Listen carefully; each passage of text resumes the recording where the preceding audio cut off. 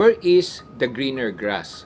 O saan mas malago at mas maunlad ang damo na iyong gustong puntahan?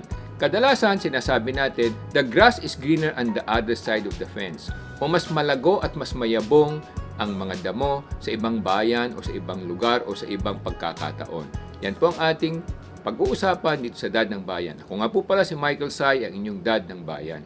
Ng bayan ay lagi niyong kakampi. Tutulungan ka at hindi hahayaang maapi. Kadalasan sinasabi natin, mukhang mas malago o mas mayabong ang mga damo sa iba't ibang lugar, sa iba't ibang bansa, at yan ang ating tinitingnan.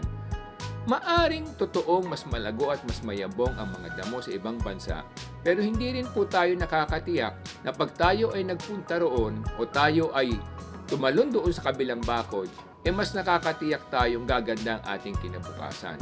Kasi maaring pagtalon mo doon, meron palang asong kakagat sa'yo o meron palang mga ahas sa tutok lang sa'yo. So, hindi mo malalaman yon. Malalaman mo na lang pag nakatalon ka na.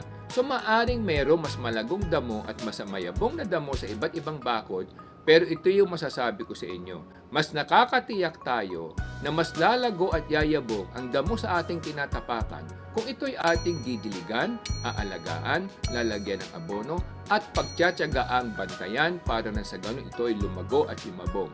Yon mas nakakatiyak tayong sabihin na mas gaganda ang ating kinabukasan sa ating pinaglalagyan at kinalalagyan kung ating pag-iigihin, pagbubutihin, at lalo pag-iibayuhin ang ating mga kaalaman at ang ating pagkasipag para na sa ganon, mas marami tayong magawa, mas magaling maganda ang ating ginagawa, at mas maganda magiging ating kinabukasan.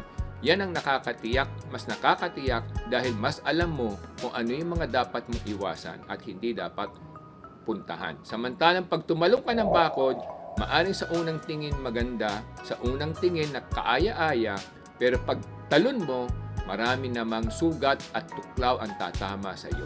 Yan lamang po mga kababayan. Ito po si Michael Sai, ang inyong Dad ng Bayan.